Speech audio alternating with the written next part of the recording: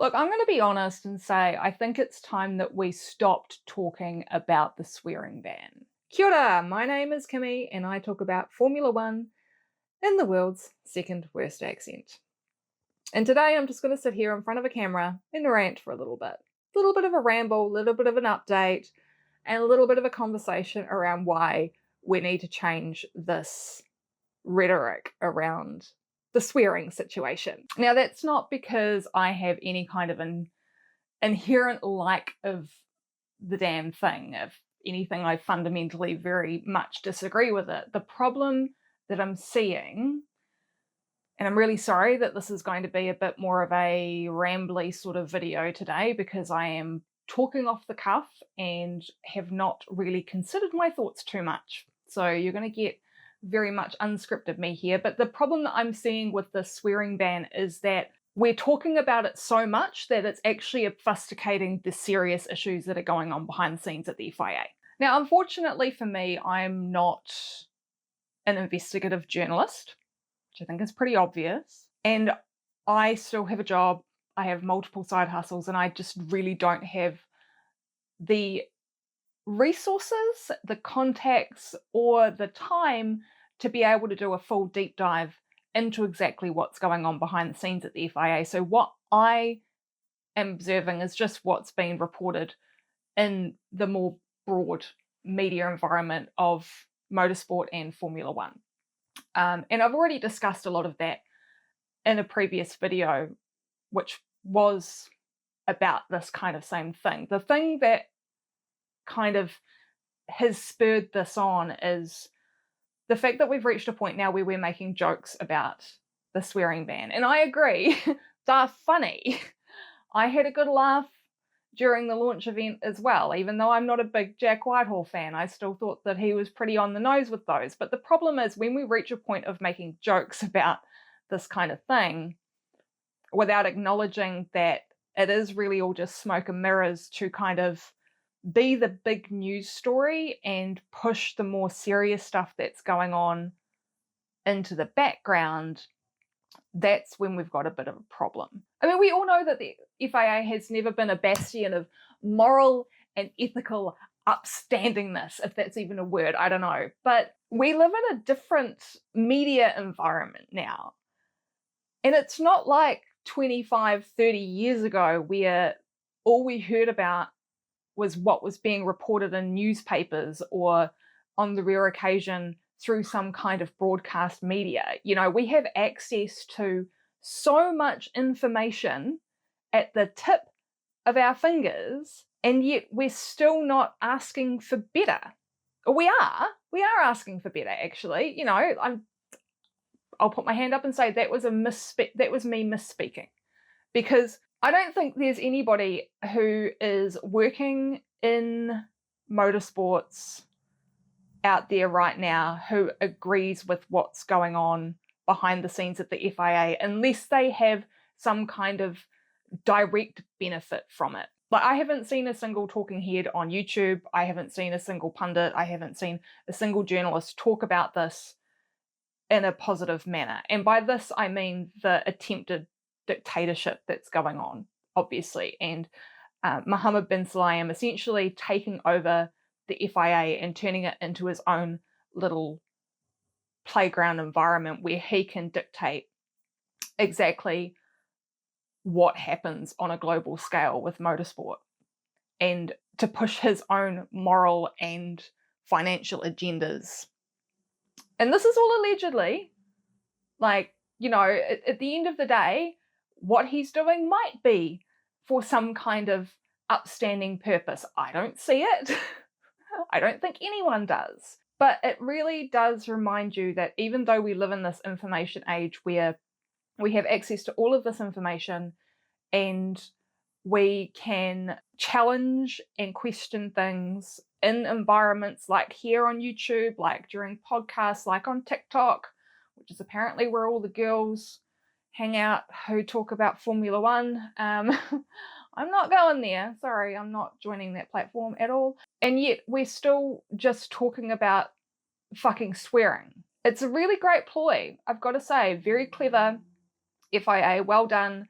getting people outraged about something as trivial as swearing to disguise the fact that you are allegedly paying off small countries to vote for your president in the next election. Cool. Allegedly. I will continue to say allegedly because I have to cover my effing ass. None of this is proven. It's all just hearsay, and it's really kind of logical leaps that you take when you hear about somebody allegedly having a personal little slush fund within an organization that they use to invest in grassroots motorsport, which, well done, good stuff, but then suddenly those countries are putting in votes in elections for that same person with said slush fund, allegedly. I'm going to keep saying it. So the way that the FIA works is that essentially every motorsport organization that is a part of the FIA is a member organization. They get a vote when it comes election time. And there are countries, and I've said this in previous videos, like my own, like Aotearoa New Zealand, who have more than one vote. So we have 2 motorsport organisations in this country that are FIA members. And there are big countries with big, huge motorsports heritages that have Formula One teams based out of them, multiple teams, like for instance, Italy, that only have 1 vote. So it is really easy for somebody to go into a country and give them some money to start their own motorsports organisation that then is given immediate membership into the FIA and then gains a vote. So if you go to some tiny country with a couple of million people and they don't really have that much going on, but you say, hey, how about I give you $1.5 million to build a karting track and get you started with some basic go-karts and some, health and safety information, blah, blah, blah. And in return, all you have to do is be a part of the FIA because it's coming from the FIA. If we fund you, then you become part of the FIA, and that then gives you a vote at our table. Who do you think they're going to vote for? I mean, it's probably not going to be part of the contract, not publicly anyway, but this is a really easy way to retain power by going into these small nations with very limited resources and saying, if I give you money, then you can be part of the FIA. And even though I say we need to stop talking about the swearing thing is still kind of a big problem, and not just in the fact that it's restricting people's ability to display their personality. And I think it's pretty clear now that at this point, this is not a radio situation. And I think if it ever does become a radio situation, there will be an even bigger stink kicked up than what we're currently seeing. It is just with regards to media obligations and how drivers present themselves in front of, or in public forums, in front of the media. And I still think that's wrong because it's not hard to bleep something out. There's a broadcast delay. A lot of these interviews are being broadcast like in retrospect anyway, whether it's by minutes or hours. Like, I just don't see the issue. Just don't air the swear word. It's not that fucking hard. But then you come into these kind of situations where you've got people who are part of lower formulas of more grassroots programs, and they're caught doing this. And a lot of them don't have a lot of media training. They don't have millions of dollars behind them in teams. They're often having, they're all having to fund their own way in most instances, and they haven't got somebody there who's able to teach them how to keep their mouth shut in front of the media, how to be more measured in their approach, how to consider their words. And a lot of them are really young kids, like 16, 17, 18 years old, even younger in some instances. You've got to really ask yourself, do you really expect some 16-year-old kid who's just managed to get into single-seaters, or maybe has managed to get to like even F3 or something like that, and part of their culture, whether that's their culture in their country, the culture that surrounds them in motorsport, just casual F-bomb, not a big fucking deal, right? When you've had to spend thousands, if not millions of dollars to get into a racing series, probably I would say that teaching somebody at a really young age how to hold their tongue in front of the media is not really that much of a priority, because your priority is making sure that this kid is actually competitive so that the investment that you have put into them is going to push them forwards in motorsport. And if your choice is between spending $20,000 on a new gearbox and $20,000 on some coach to teach them how to act in front of the media, I think probably most of the time you're going to pick the gearbox, right? Like, so what is the result of this? You end up with kids getting fined because they've dropped a casual F-bomb or something less serious, because what is defined as swearing is bugger swearing. I'm sure that the 7 words you can't say on TV are probably part of that. What about if somebody swears in a foreign language? Is there somebody monitoring that, you know? Anyway, going back to my point is that if you have a young kid who doesn't have a lot of resources and has had to scrape by to get into whatever like racing series they're racing in, and they accidentally drop a swear word when doing an interview with some random friggin' YouTube channel that puts it up and doesn't edit it, is that going to then result in a fine? And that obviously disproportionately affects competitors who don't have as much money behind them, because they can't just say, okay, right, no worries, I'll just pay that $20,000 or whatever it is. You know, that's a serious problem and could potentially hinder their future progression through their career.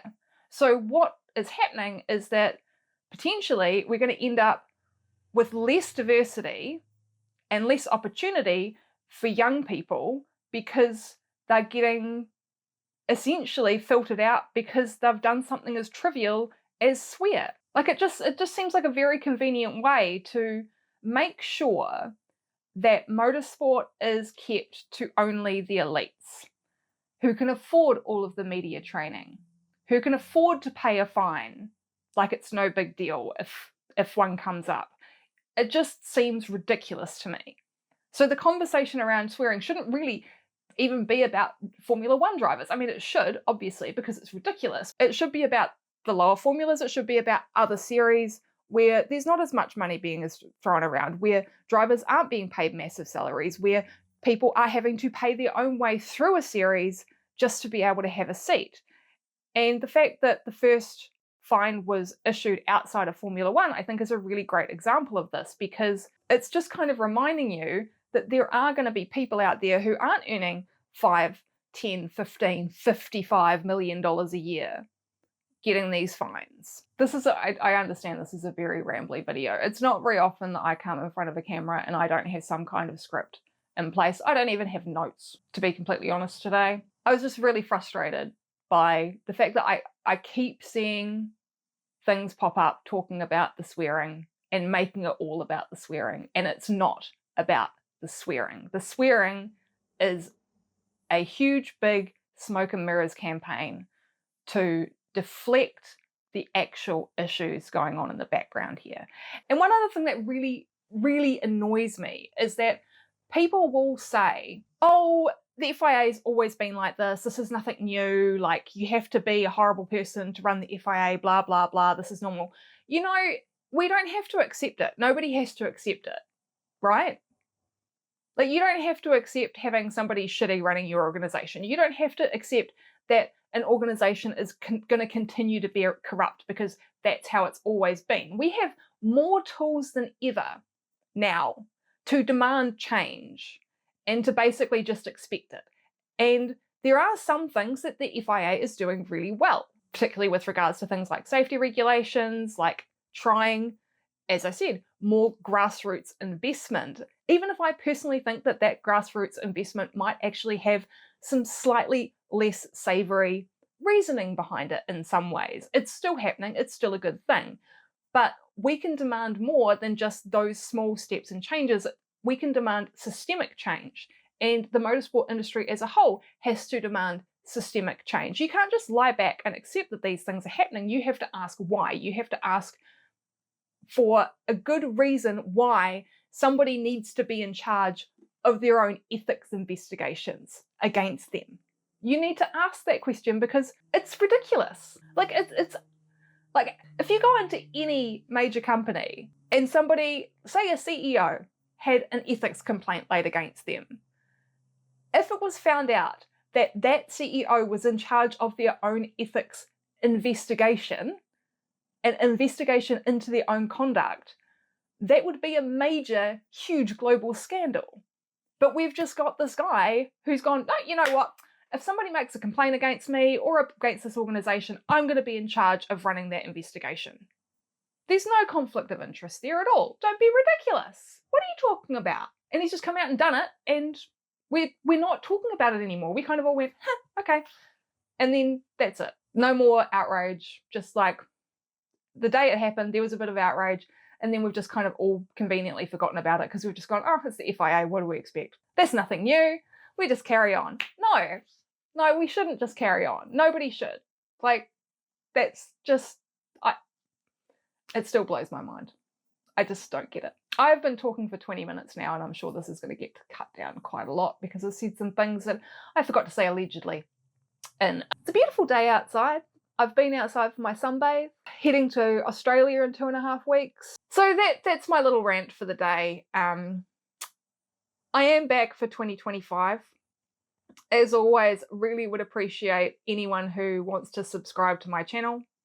It is definitely a bit of a challenge being a woman on ye old YouTube, gonna be honest, especially someone who refuses to use that platform that is called TikTok and always has. So yeah, subscribe to my channel and you are greatly appreciated. What have I got going on this year? So hopefully in the next couple of weeks I might finally get out a video about what it's like to go to the Singapore Grand Prix, and specifically what it's like traveling there, whether or not you should extend your stay and do some other stuff in Singapore, because I tell you what, we spent 10 days there and it was a week too short. You think that at a city you would run out of stuff to do pretty quickly. Not there. You'll get to see the experience that it is flying from a small regional centre in New Zealand all the way to Southeast Asia, which I can tell you right now is really, really unfun when you're on an Air New Zealand airline.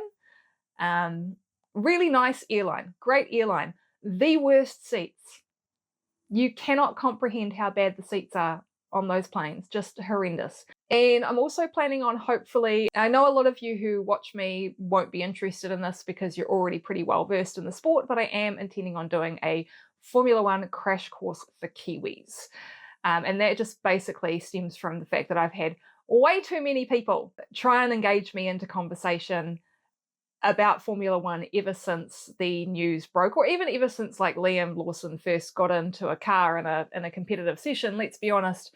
And the amount of misinformation that they've kind of been led to believe by the New Zealand media has certainly been a little bit interesting. And I think there is going to be a large influx of Kiwis who are going to get into the sport, and understanding the depth and breadth of the complexity around it, and that it's not just racing cars around in wiggly circles, could probably be quite a big benefit, because the main interest that most of this country has in motorsport is supercars. And by supercars I mean what used to be V8s. So essentially stock cars. It's kind of like the New Zealand version of NASCAR, really. And that's why you end up with people like Shane Van Gisbergen going over to the US and immediately being competitive in NASCAR, because he's driven in effectively the Australasian series of that for a really long time. So yeah, a little bit coming up this year. I am intending on being a little bit more frequent with my predictions and recaps. I'm still working on what the format will be for those. I want to try and do something a little bit different, but the problem is, always is the case for me, is first of all the fact that I do still have a job, and I prefer not to do this during the evening because I live in a small house. That's my couch right there. Ooh, where are we? That's my couch right there. And that's where we sit when we're watching TV in the evenings. So I really would rather not disrupt my husband's evening by me doing YouTube videos. Although maybe I could get him to guest. Let me know if you would like to see Biscuit in a video one day. I think that could be kind of fun. Maybe we could start a podcast. No, we don't have time for that. The other issue, obviously, that I have is the time zone factor. And most of the time when all of these post-race kind of recap videos are coming out, I am currently on a full-on internet moratorium because if I go anywhere near the internet, chances are I'm going to find out what the results of the race were. And that's just become even worse now that Liam Lawson has a full-time seat, because now not only do I have to avoid the internet, I also have to avoid television and I have to avoid radio. So Mondays for me, I can't talk about anything, and by the time I actually can, everyone's already bought out their recaps anyway, and I feel like it's just kind of a little bit of a waste of time me doing it on a Tuesday. So let me know if you would still like to see them anyway, because maybe I could start doing a few lives. I don't know. I do quite enjoy just kind of talking to the camera. It would be really cool to be a little bit more casual every now and then. Yeah. But think predictions we're going to do a little bit more of. Try and be a little bit more frequent. I have recently dropped one of my side hustles, so now I do have a bit more time to work on my YouTube channel, because that really is my priority at the moment. So yeah, subscribe, like the video if you enjoyed it. If you didn't, just click the dislike button. At the end of the day, a click's a click, right? I think sometimes the YouTube algorithm actually pushes videos that have a pretty even like to dislike ratio because it's considered controversial. And we all know that algorithms love to push controversial content, don't we? So yeah. Thanks so much for listening and watching to the end of this video. Unfortunately, we haven't had a Gordo cameo today. He was just sitting down there for a little bit. He's decided to bugger off out into the sunshine, which I'm probably going to go do now as well. Or I'll edit this video. No, I'm definitely going to go for a walk, because editing this video is going to be a fucking nightmare. Fuck.